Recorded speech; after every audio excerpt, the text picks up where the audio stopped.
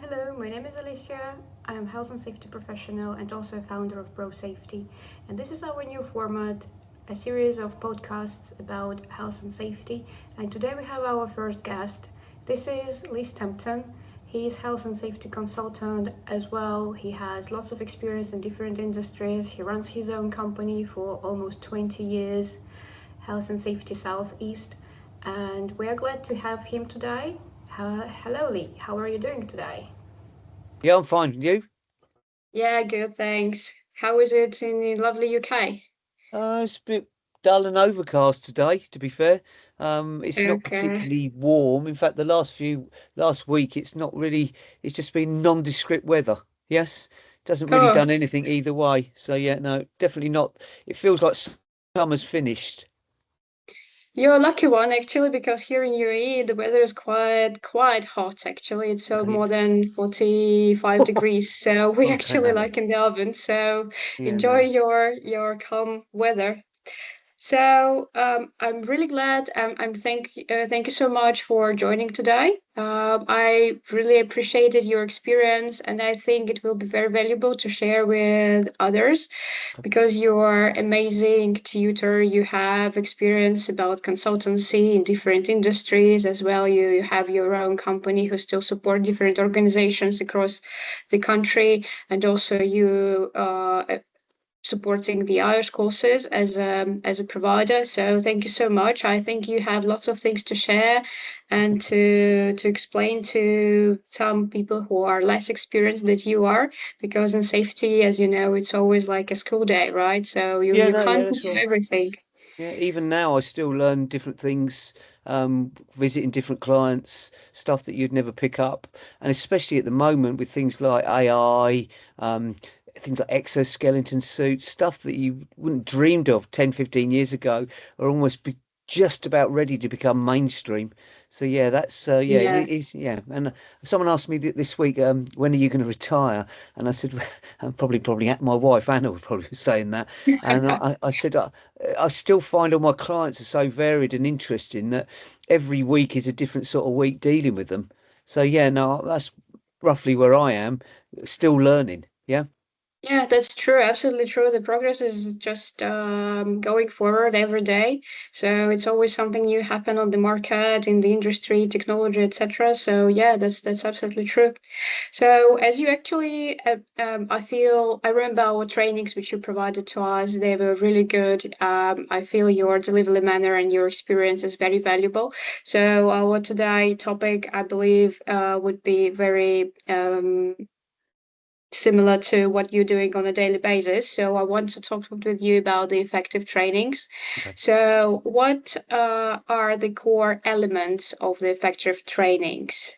Share with us some of your thoughts and insights. So it obviously varies and depends on what you're teaching. If you've got things like NEBOSH and IOSH courses, you've still got a syllabus you need to deliver to, because that's the criteria that they provide you to work to. If it's more of a bespoke course with a client, you can then do a lot of dialogue with the client and scope that around what they actually want. But fundamentally, the first thing I always do is I put myself in the shoes of the delegate sitting opposite me. But the first thing is, very few people ever want to attend health and safety training. Okay, it's dull, it's boring, it's a thing they have to do. So you've got to turn it around to the principle I use. It's the why for me. What's in it for me? So sitting on that other seat, when I come through the door, what's in it for me to sit here and listen to Lee pontificate about health and safety? What am I going to get out of it? So that's my first criteria, thinking about the delegate. The next thing, thinking about the delegate, is you've got to make it fun and engaging, and also try and hit the three ways people learn. They either watch, they listen, or they do. And I don't know when the delegates come through the door which is predominantly their driver. So I always try and develop the training to hit all three of those models. So if you learn in all three ways, you've got three chances.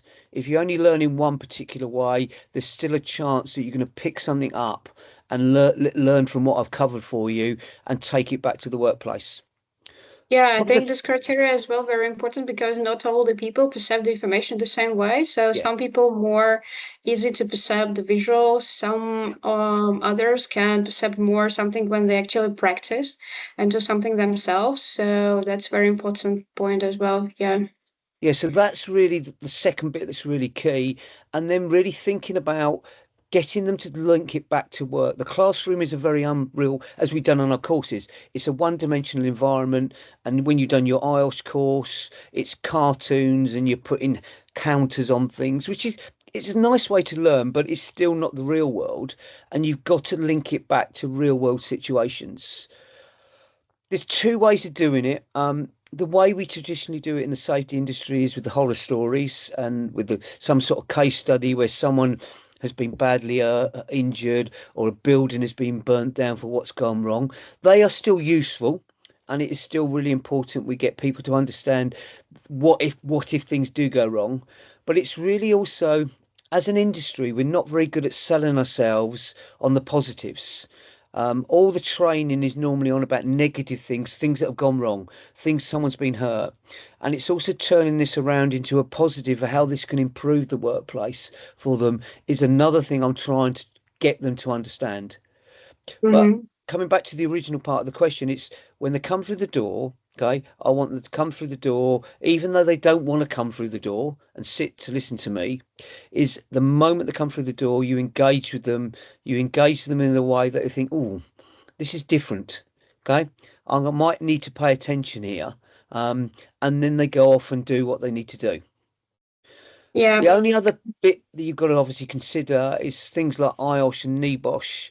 There's still a formal exam they need to do at the end of the course. Now, I know NEBOSH has changed quite a lot since the days when I was doing it, when you sat down in a darkened room and you had a paper and you had to write all your answers down and try and remember stuff. The open book is so much better, certainly much better to teach, but you still also have to have in the back of your mind as a tutor, if there is a formal assessment at the end, you need to still give them enough knowledge that if it's closed book or open book, they can either find that information out or retrieve that information in the back of their head here and be able to answer a question which is presented to them in the scenario. So Okay. that's you're juggling all these things as a tutor. And then the final thing you're juggling is the time. Yeah. Okay. Nobody wants to be Yeah, there for that's all always a day. challenge. Yeah, okay, yeah. So you come through the door, you need to find out who they are, what they do. So that eats into your course time, but it's still really important as a tutor, you understand your delegates, why they're here, what they want to get out of it, any particular concerns. So it's still important you get all that, but you've still got to run a tight ship. So at the end of the day or the end of the course, they're ready for whatever type of assessment they're going to do, or whether you're going to give them something to do back in the workplace. Yeah. Yeah, that's true. I feel that it's really important to focus on your audience first because actually they have a different purpose as well. So your training materials even could be different based Yeah. on what audience you have, right? And what the purpose. If you train the managers, the message will be different. If you train the operators on the production line, same as you said, we were trying to sell Yeah. what actually close to their hearts and minds. And all those engagement is very important to gain this new knowledge. So you shared already some tips about cartoons, about practices, combining different types of communication. But could you share some tips about how you keep attendees attention and how to engage them? Okay, so that's again, it's all linked together. And the key word you actually mentioned there, which was really useful, is I'm selling people something that everybody wants to come through the door to do, but nobody wants to do all the admin and paperwork that goes with it. So everybody wants to go home with all their bits and pieces intact. Yes, metaphorically, either these. Okay, no one will come through the course and say, I want to come to work to get injured. But when you then say to them, right, you need to do a 5-page risk assessment when you finish this course, they start to switch off. So this is the important bit is now how you sell it back to them in a way they can use this back in the workplace. Um, Either to keep themselves safe, as you've mentioned there, from an employee's point of view, but then as a manager, how do you make sure your team stays safe? because you have some responsibilities on that. So to answer that question, it's really important I find out about my audience. So on a normal formal course, good example would be I'll get an email that'll come in and say, we want some cost training.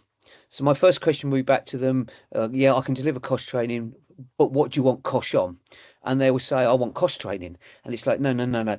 What are you using that you want people to be learn about? And then they suddenly start thinking backwards. Well, we might be using some peroxides, we might be using some powders, and then you start developing the training from their point of view about what they're using and how you're using it, and then thinking about how you can make this engaging on the training course. So it makes it much more real, but you still got to keep it safe on the training course. So we don't want powders being chucked around. So we might have something like talcum powder they would use. We might have some slime, Tipex. You've seen the courses when we've done Kosh, and people do risk assessments on Tipex. So it's about trying to take what they actually do in a classroom environment, which is still going to be unreal, make it as real to the workplace as possible, but still get them to have some learning experience is following the three formats about visual. So they look at the tube of Tipex, you can see the labels on it. Even on the Tipex, you can feel there's a raised bit from a blind person's point of view that you can feel what the hazard symbol is. We give them a data sheet, so they have to read it. Okay, they might. I've got actually here. So I've got to do back to your old company some ammonia training for a client. So this is smelling salts. So Okay. but everyone goes, "What's ammonia like?" And you go, "Well, I don't want to release any ammonia." But ammonia, so they all have a go and a little sniff of the smelling salts, and they go, "Oh yeah, I know what that smells like." Yeah. So it's about, from my point of view, when I get the scope from the client, is thinking about how I'm going to make this as real as I can, but as safe as I can in the classroom, and then still cover the three learning modes that people will come along to the course with. Yep. Yeah. And then the final bit that is really important. So let's do the informal courses, which are much nicer. Is I would always say to the client is, what do you want to the delegates to do when they've left me that they're going to do different in the workplace that they wasn't doing before? And most clients have never even thought about that. It's just, oh, I want a certificate. No, no, no, no. This is not about just getting a certificate from me or from IOSH. It's what is going to look different at the end of the course or a month's time after the course that they are doing that they weren't doing before. So the other thing I would talk to the client with is about setting some post objectives for the course that they want their delegates to do. So it might be reviewing an existing risk assessment. It might be updating an old investigation they've done about where they're going to get better. It might be about they now following their procedures correctly or rewriting their procedures so they're much more user friendly. And you remember on the course we used the principle of KISS, keep everything as simple and straightforward as possible, whereas they've got a big long procedure. So again, what I try and do with the not informal courses is make them very right. We'll do the course, we'll do the training. I can certify at the end of the training by giving them a test. But what are they going to do post the course that you're going to see either an improvement or a development of that you can measure?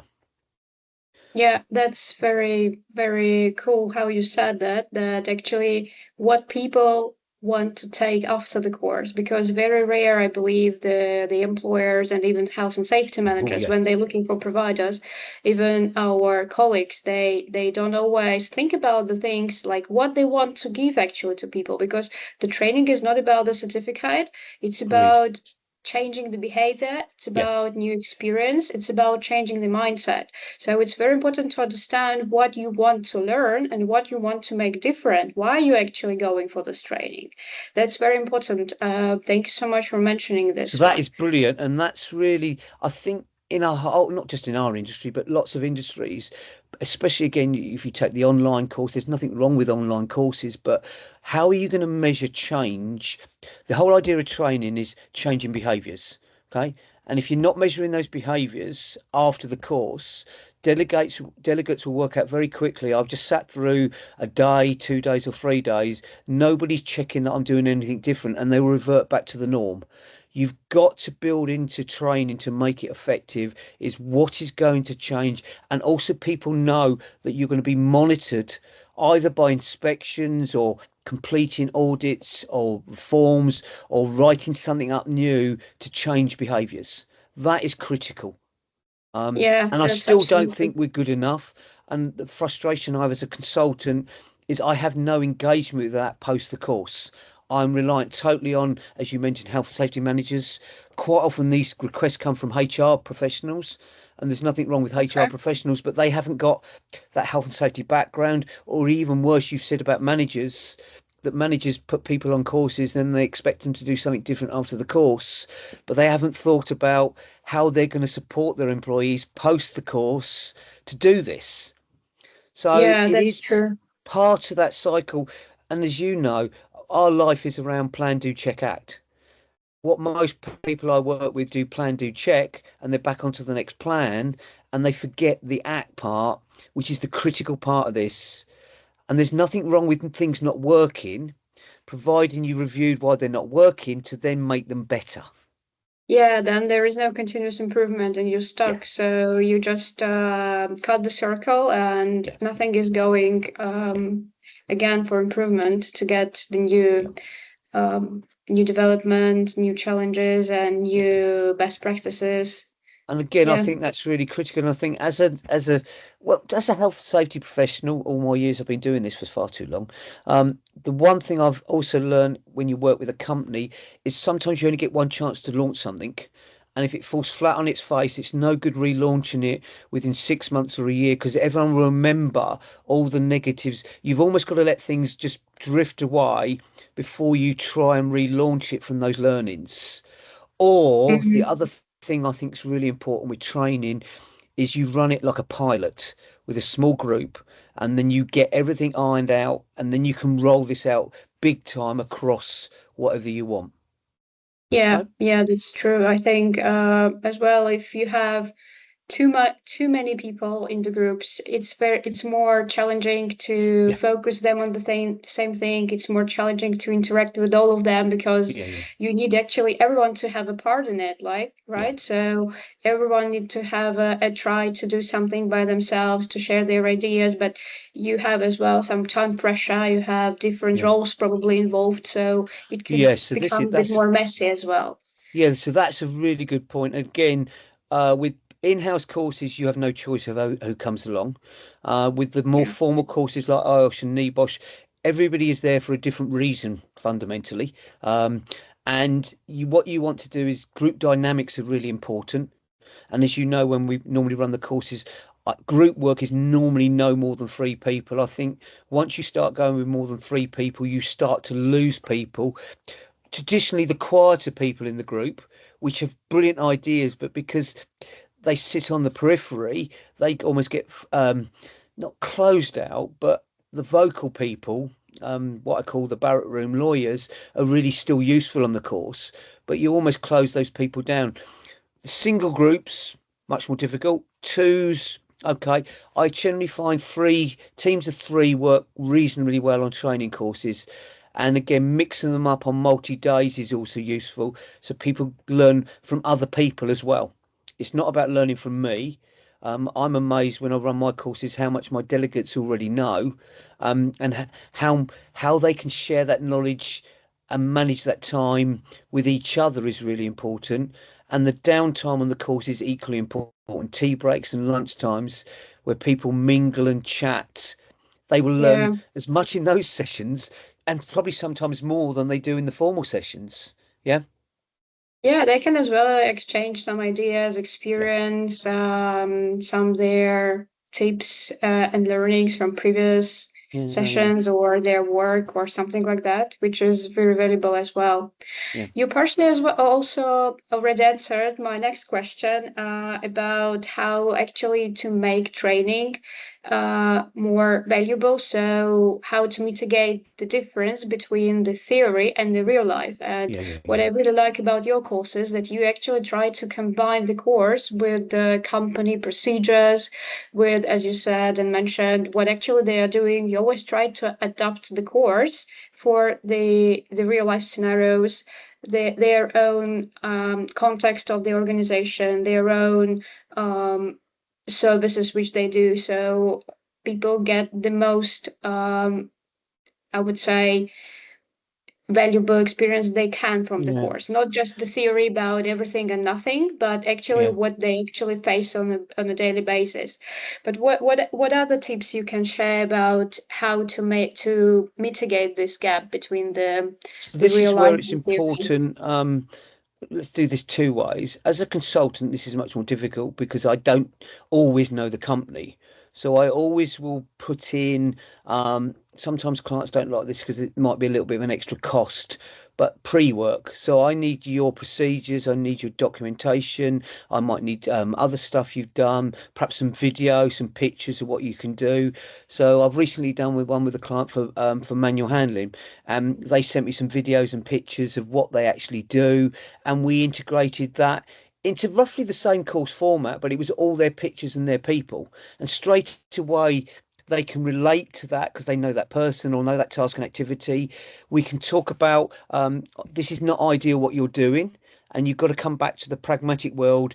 Some companies have very little money. Okay. And how do you now manage that situation? Some companies have loads of money and can seem to throw lots of stuff at it, but you've got to be pragmatic about what they can and cannot do. But you've still got to come back to that baseline. Is if the company is not doing something compliant with the law, you've got to be explicit to them. This is not acceptable. We're going to have to do something, and make that Yeah. clear in the training. So that's for those sorts of questions. That's more complicated in the sort of formal courses where you've got a mixed group. When you're an in-house trainer, this is so much easier because you should know your company. And again, if you're an in-house trainer, I would encourage you to go out and visit those areas that you might be delivering some training on that you don't may not have been to before. Or again, with the internet now, it's wonderful where people can send you videos, pictures. You can start to doctor them in the way you want to from the training point of view. There's great apps out there for like AI for manual handling with can straight away you can look at someone in the right position and it gives instant feedback to the delegates to the wrong position, and then you can correct that almost in real time and then say, right, now do this. And you can see now from the feedback from the video. So there is some great tools out there now that really help with this. And this is only going to get easier from the point of view of things like ergonomics and manual handling. I can see this also getting easier from the point of view of machinery safety. So you can almost do a training course around a three-dimensional object from a risk assessment point of view, and AI. People could spot hazards. So the old-fashioned days of group work may almost become like remote group work where people can link in and do this still as a team Mhm. remotely. So the Okay. the the world is your oyster, and it's really, I think, as a trainer, you're limited by your own lack of imagination. Yeah. Yeah, that's absolutely true. And actually, what I found different when I had a job break when I left my last job and I had which I was quite a long time in. You actually I realized that as far as you stay at the same organization for a long time and doing the same job, you actually feel already these kind of walls built around you. And as far as I get out, I felt that actually they all fall apart and I don't have any kind of limits because when you're dealing with the challenges on a daily basis for the same organization for a long time, you already have this kind of excuses like, okay, we don't have budget for these, they won't buy these, they won't accept these kind of suggestions. We have some other limitations because of, I don't know, suppliers or other things which can actually affect your idea. And that's how you actually became less proactive and you because you know kind of issues you might have. But as far as I left, I actually felt so such a, I would say, open-minded, Yeah, no. so So that I that had is no limits. really Yeah. the last critical bit of this is standing up there as the tutor. Okay. The first thing I try and do is never solve any problems, is put the problems back to the groups or the teams or the individuals. You would find 99 times out of 100, they know the answers. And what your job is to show them that they do know what they're doing. They do know the right things to do. They do know the wrong things to do and are aware of that. They do know the limitations of what they've got, either budget, resource wise. The less you solve things for them as a trainer and the more you get them thinking for themselves, that is also really powerful. And sometimes some ideas come out that you don't even, like I said, every day's a school day, even as a tutor. And I think the day I think I know everything is the day I should pack up because I've got too big for my Yeah, boots. that's true. Yeah. And the one thing I learned when I was at Pfizer's, more than anything as a health and safety advisor there, is the less I solved the problems and the more the team solved the problems. And my job, again, very similar to a trainer, I'm almost a facilitator. I'm keeping things on track. And again, you mentioned time, resources. People do go off on a bit of a tangent, so you've got to bring that under control. This might be a one particular issue for one particular delegate, but not for the others. So they're all the things you learn to manage and perhaps manipulate is probably a bit too strong a word, but you've got to still keep within that. It's not a budgetary thing, but a time thing. But the more the delegates solve the problems, and it's quite amazing when you do this and you see their confidence. So one of the things when I start the IELTS sort of courses, the 3 day one, the managing safely, is when I do the original introduction. It's like you already know your aren't most of the things. I'm probably not going to teach you anything new here. Okay. But what I'm going to teach you is you're going to be much more confident that what you thought you knew is what you should be doing. And You to can, see their yeah. confidence develop is the key part. They know what to do. They've always known what to do, but they haven't had the confidence to put their hand up and say, this isn't right, or this is what we want to do. And that's another powerful thing as a trainer. The best courses I've ever done is where I've just sat back as a trainer and done nothing and just really just kept the thing bowling along because they know Mm. the problems. What I want to do then, what's the problem? How are you going to solve this? So that's another key thing to have as a trainer. Don't think you know more than your delegates. Don't go in there solving things, but you still, from the formal courses, still need to follow the syllabus. It's again opening up their eyes. And I've been amazed at how many people I've taught that come into this day one like this. Yeah, okay. I don't want to be here. I'm not interested in any of this health and safety malarkey. And now they've become health and safety professionals because it's made them realise this is not about playing the no card. You can't do this. This is about how can we do this? But how can we still do this safely? Yeah, How that's can we true. still do this safely within the budget we've got? How can we do this safely within the budget and resources we've got? So Yeah, and that's that's what this is about. yeah, that's true. That's true. And I liked how you said about the value of people's idea when they suggest you the things how they would solve it. And one more powerful value about it, I think, that actually if they generate this idea, you don't need to sell anymore. So they will Oh, advocate this idea because yeah, they suggest it. So they don't have any right to get to make a step back and yeah, say, no, no, no, no, no, we won't do this, it won't work, or something like that. So they actually engage so much that they that's how their behavior changed because they're already generating this. They're part of the process change, yeah, mindset change, etc. So that's really cool about the trainings and a proper tutor who can actually engage people to this stage and also motivate them to make this yeah, yeah. brainstorming, to work in a team, and start to be more proactive, more open-minded, so they can actually start to be a game changer in their own work environment as No, yeah, well. yeah. So again, going back to the Pfizer days, when I was there, we implemented quite early on health and safety champions because we couldn't do everything. And those people almost became our advocates and eyes and ears and out there and would chat to you about things, solutions, ideas. I found that amazingly powerful. All of those people I worked with there were so great at doing their job, but there was also greater health and safety. There was also greater quality because it was a quality driven organisation as well. And all of these things overlap and engage. Okay. And that's what we've got to do. The more you preach to people, the less they're going to take any notice.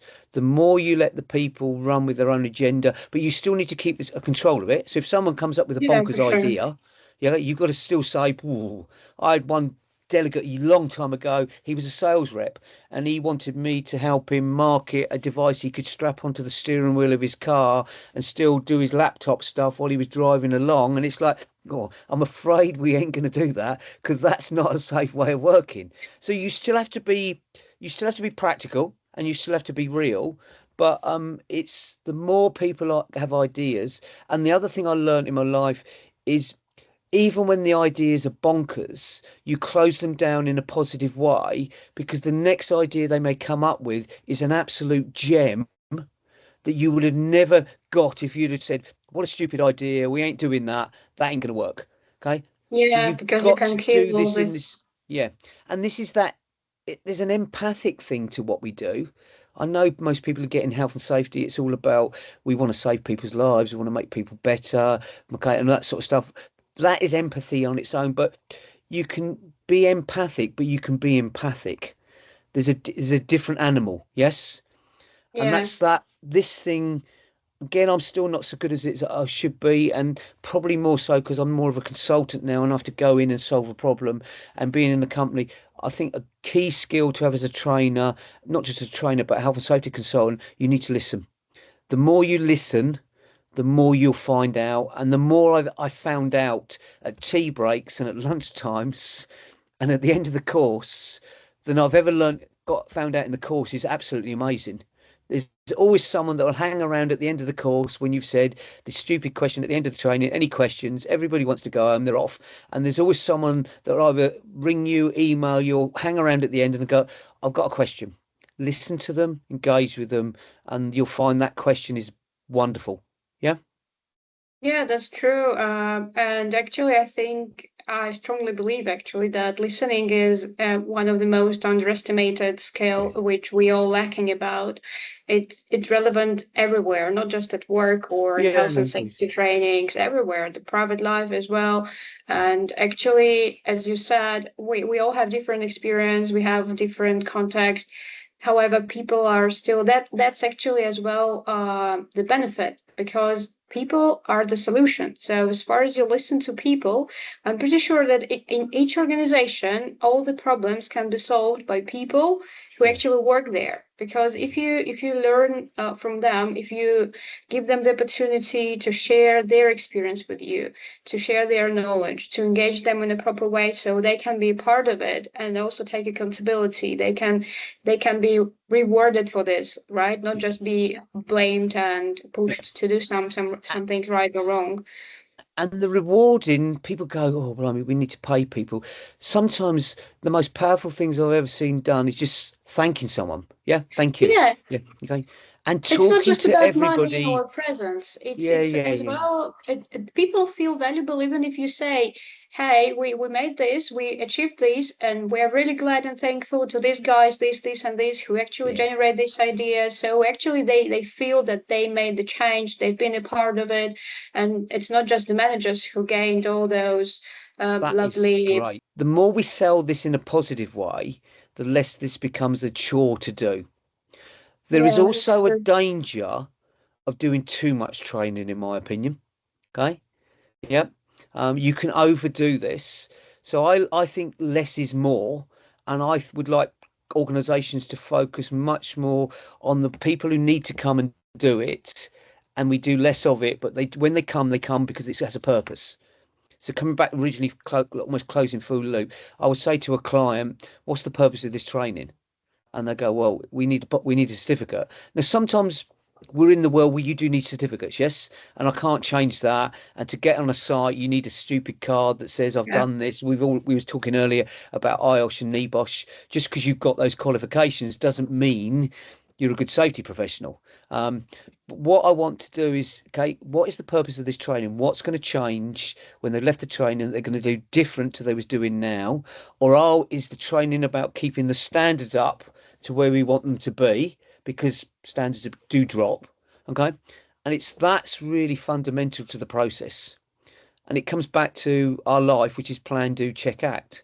How am I going to check what I've done has made a difference? And if it doesn't make a difference, how are we going to learn that what we're going to do to get better to improve it? That's actually very good how you put it. And then it's actually linked to my next question to you. How do you strike the right balance between simplifying the complex things Okay, here we go. Yeah, and also yeah, when you still need to maintain yeah. the and deliver the right message, the right amount of information to the people? Because, Okay, as you said, too much training is as well could be more harmful for people yeah, culture and for yeah, your definitely. efficiency as well. So, how to have the right balance? How it's Okay. better for the tutor to understand what's important, what's not, what's less, what to focus on.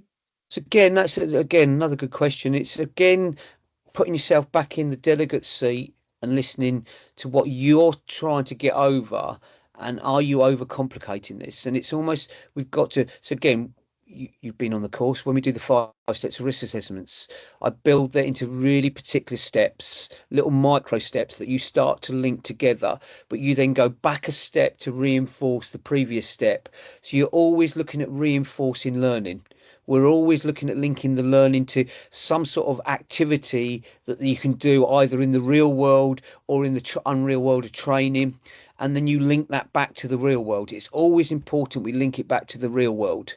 So with hazard spotting, you've seen on the courses with the IOS, they've got the scenario. When I do the NEBOSH course, we might show a video.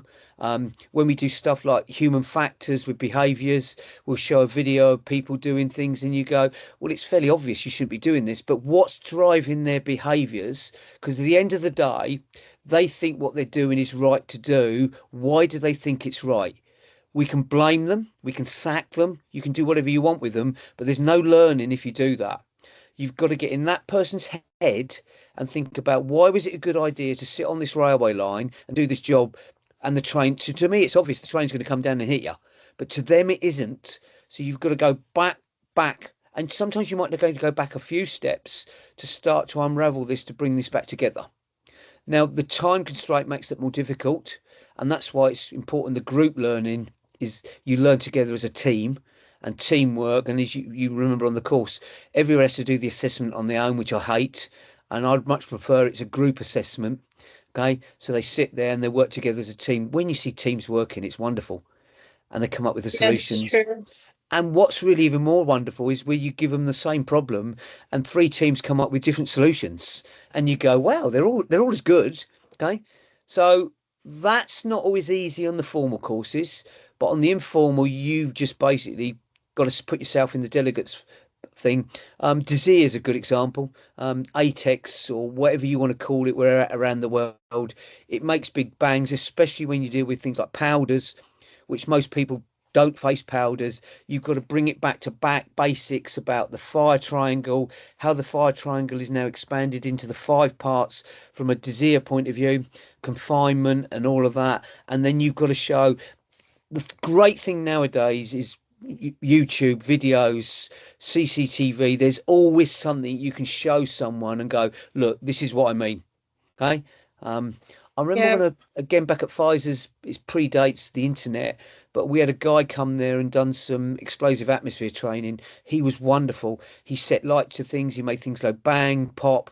Operators suddenly understood what ATEX was all about. Why you needed anti-static footwear. Why you needed to hold that handle every single day when you go into the area and you want the arrow in the green zone, not in the red zone, because it's showing you your PPE is anti-static and it's working.